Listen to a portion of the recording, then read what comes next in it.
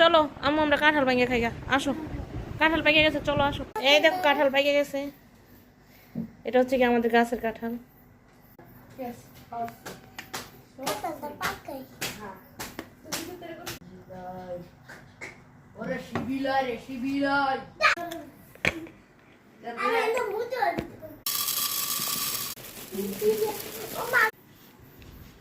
তাড়াতাড়ি আগে খাও, পরে দেখো। কাঁঠাল আমাদের কি ফল বলো তো? জাতীয়। চাঁদে বলতে পারি কাঁঠাল কি ফল? জাতীয় ফল কাঁঠাল। মজা কেমন বলো তো ইয়ার?